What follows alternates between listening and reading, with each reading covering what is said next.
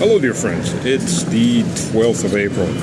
I'm going to start doing these videos a lot more often, put them out a lot more often.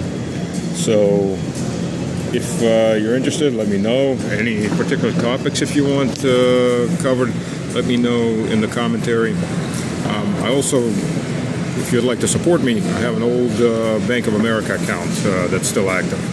Believe it or not, after all these years, never got around to closing it. So any support, 50 cents, $1, $10, $1,000, gotta dream big. Welcome, more than welcome.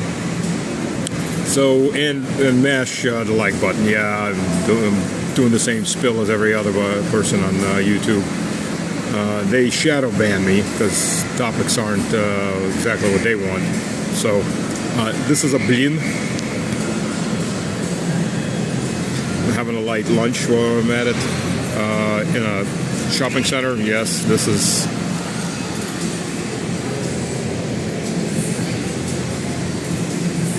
that's a Burger King.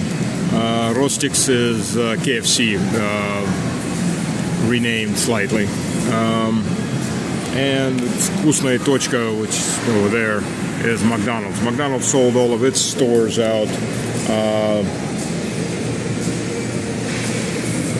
McDonald's sold all of its stores out in one big sale. It was like 800 something stores, but they've retained the right to purchase everything back within 18 years. So they got 16 years. They can just come back and repurchase everything at whatever the current value, market value is.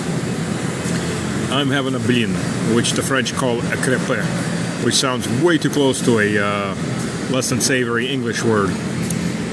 So we'll just keep calling them blin, which is a historic Russian dish. So, a couple topics we're going to cover today. Yesterday, Angar, a new Russian heavy carrier rocket, was launched on the same size level as the old Protons.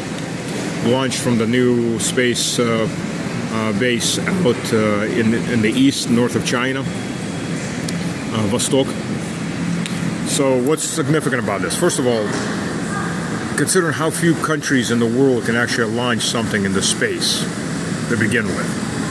Very few countries in the world out of those lists, like I think America is the only other one, maybe China, they can do heavy carriers. We're talking about large, big missiles, rockets that can lift a very, very large payload.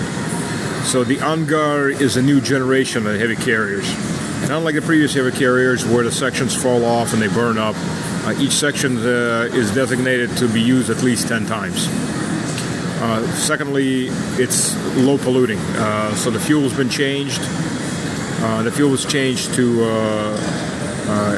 jet fuel and with a oxygen oxidizer, liquid oxygen oxidizer. So it's just as efficient as previous fuel types.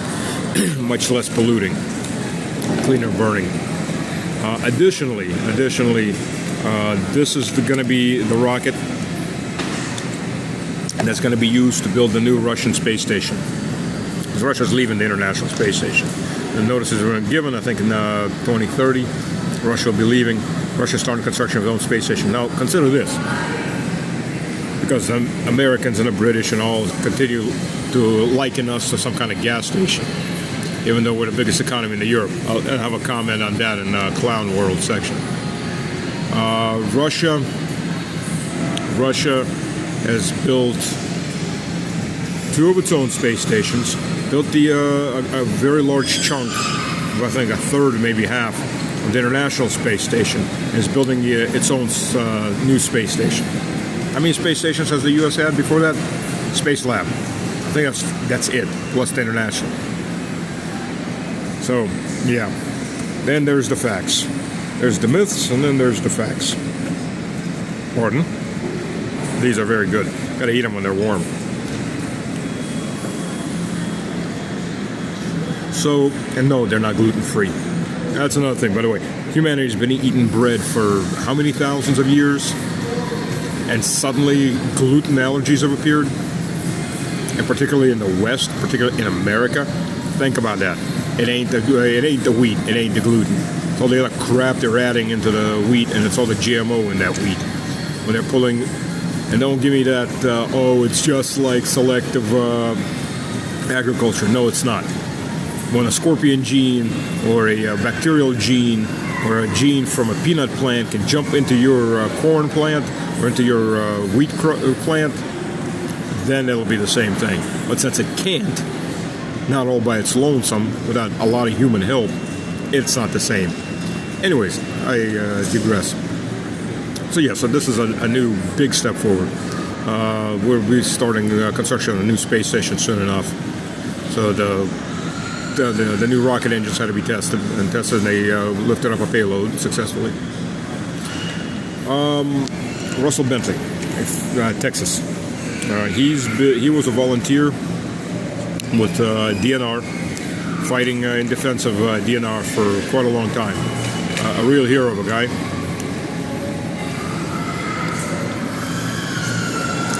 He last couple of years, last year or so, he's been working as a journalist, as a war correspondent, and he's gone missing.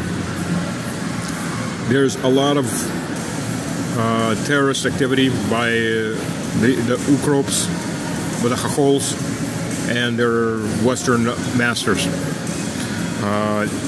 What you hear happening in Russia proper is a small fraction of what happens overall.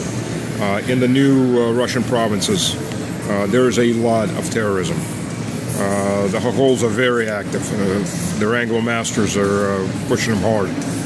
And there's a lot of murders, there's a lot of assassinations, because the last thing they want is people to lead normal lives. Whether they were ever, it's bad enough in half of the new territories down there, they've been shooting at people for 9 years. 10 years, really. 10 years now. It's bad enough for that, but no. God forbid people get to live normal Christian lives. Because that wouldn't satisfy the West in the least.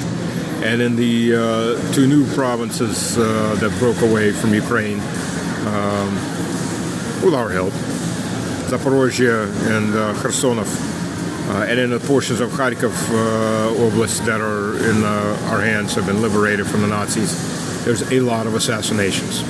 There's a lot of explosions. There's a lot of crime and terrorism that's done by the Chachols. Their Sith masters in the West have trained them well. The eye of Sauron, that's Washington, guides its legions.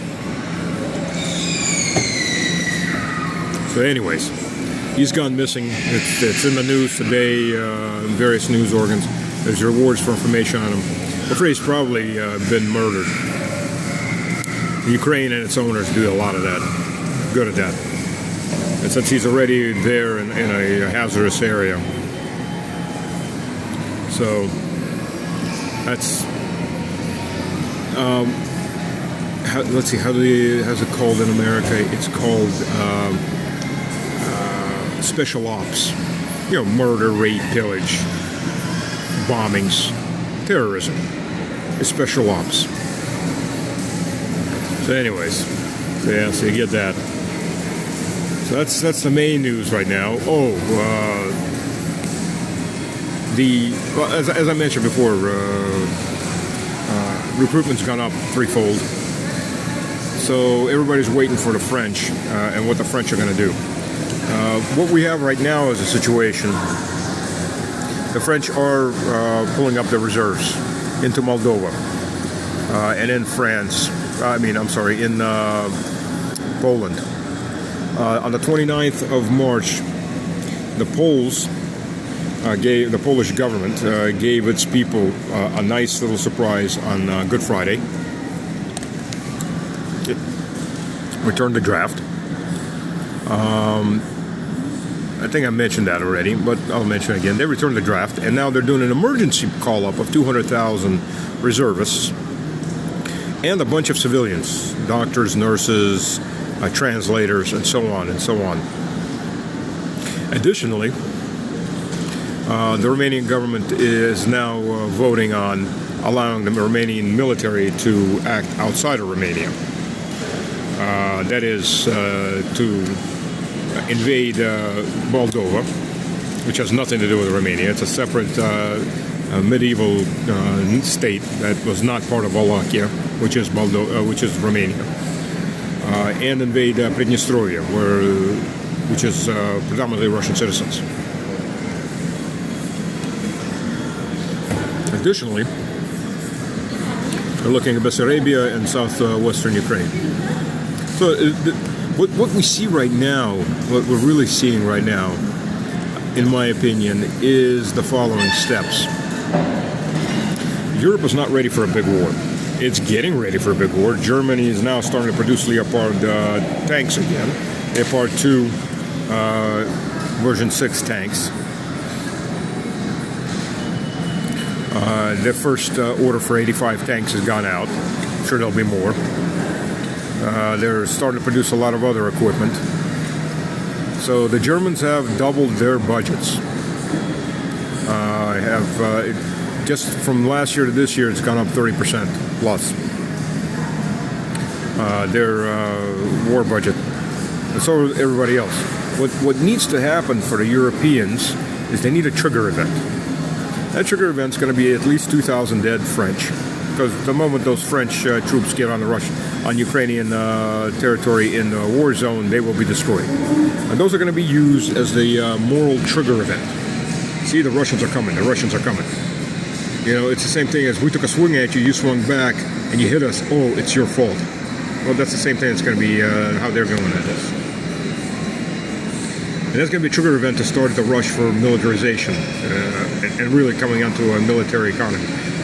Europe is a failed economy in many sections, and they need something to shut the people up, shut the opposition up. Guarantee you what's going to happen next is alternative future for Germany is going to be a banned party, the number 2 party of Germany. All those little protests in France that the French government ignores anyways, they get clamped down like they've never seen before. And then there's going to be mass militarization. Of course, from our side, since we never intended to invade Europe, we don't have the military strength right now to march to Berlin or to march to wherever. We're going to obviously have to react in the same way. And while the fighting is going to continue, because the first thing that's going to happen is any French, any Polish troops inside Ukraine are going to start mass mobilization of the Ukrainian population at gunpoint. What the Ukrainian Nazi regime does right now is going to be pittance compared to what the Poles or the French are going to do for it. I mean, they're ready. And by the way, the Nazi regime in Kiev has already stated that women have the same obligation to defend Ukraine as men. In the Constitution, they're at the same level, so all women have to be drafted also. So, you know, this is called full extermination of the population. Suicide by Russia. So they're going to start mass. Mobilization of women. There's already been several units of women in company level and such destroyed. One trying to get into Belgrade, and another one, there's various small units that are destroyed under artillery fire. So, you know, if you've got 10 men and 1,000 women, you have a next generation. You have 1 man, you have 1,000 men and 10 women, you have no generation. You have no women or no men, you definitely don't have any generations coming in. And Ukraine's already in a total generation, in a total demographic collapse. And it's about to get much, much worse when there are no women around either, because they're either dead or running. Just think about that. Just think about that.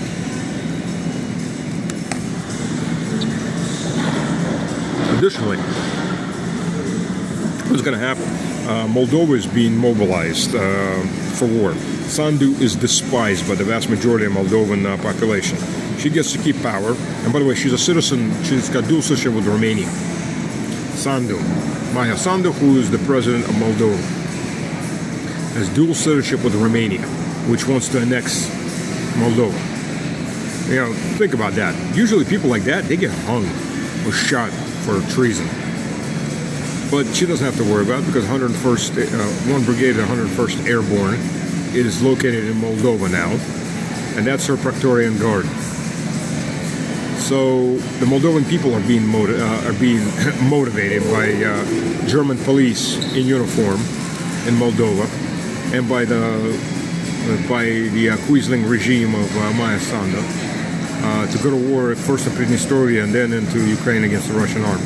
So this is going to be basically either a civil war in Moldova when that population says no, or it's going to be the extermination of the Moldovan population. Population reduction by its Western owners. And Moldova is not part of NATO, and Moldova is not in the EU. But it gets to suffer for all. Because the Romanians, who can't win wars, suddenly want to have a little empire of their own. So that's the situation we have on the ground right now, and it's escalating very, very quickly. Basically, time's up, folks. Time's up. So what's going to happen now is there's going to be an escalation on the front lines, but they're going to do everything they can to keep the front lines in Ukraine for now, while the next year, to maybe 2 years, both sides are mobilizing like crazy for the big war. Now the Yanks are going to sit it out. They'll send in some units, but they'll mostly sit it out because they're going to get rich off this. Now, if for some godforsaken reason the Yukis are winning, or the Europeans, there won't be many Yukis left alive after this gets going full. But if the Europeans are suddenly winning against us, of course the Americans will pile in and then put their flag on top and say, we won the whole war. But it ain't going to happen. What they're going to do is they're going to sit back and they're going to send equipment. There'll be the deep rear, the manufacturing base for Europe. They'll be sending equipment in to the Europeans, while the Europeans do all the dying and bleeding, or bleeding and dying. We prefer to kill them first and let them bleed out later, than to wound them and let them bleed out slowly. It's more humane that way. So, yeah, that's basically what we're looking at this point for the next year to 2 years. It's going to become a very hot arms race with a hot front, and then the big war starts. We'll see. Of course, I hope peace prevails, and people like the government, like Robert in Slovakia, or Hungarian example, or anybody else like that will spread. But unfortunately, it seems to be going the other direction. The only way Germany has a chance of surviving at the end of this as a state is if the government that's presently in Germany is fully removed. Because once Germany commits to this war, and once this war is over, there will never be another Germany again. That whole project is going to be closed. That project's been a disaster. Unification of Germany. I can't say reunification because Germany had never been unified before that. Unification of Germany led straight to World War I, straight to the Franco-Prussian War, and then to World War I. And then directly to World War II. And now that Germany's been unified again, we're looking straight at World War III again. So no, Germany can never be a state. That's obvious enough. They're proving that, and they proved it once, they proved that twice, and they're looking to prove it a third time and a final time. Of course, it'd be better if that wasn't the case, but it is what it is. And now for my one clown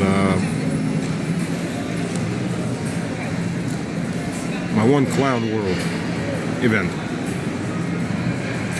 Russia is the 5th largest economy in the world and is the first economy in the world by PPP, purchasing power parity or neutral dollars in Europe. Which is not what was supposed to happen, obviously. We're supposed to be a dead economy, collapse, and all that good stuff that the Europeans were so hoping for. Plus lots of free resources and all that. Well, things obviously didn't quite go that way. So what the Europeans are hoping for now, obviously, isn't happening. So in their usual pettiness, and they try to convince their serfs that everything isn't as bad as it really is, the World Bank decided to recalculate. And after lots of creative calculating, now the Germans are ahead of us. We're now the 2nd largest economy in Europe, with lots of American new math added in. 2 plus 2 equals 8, 9, 10, 15, 50. Anything to make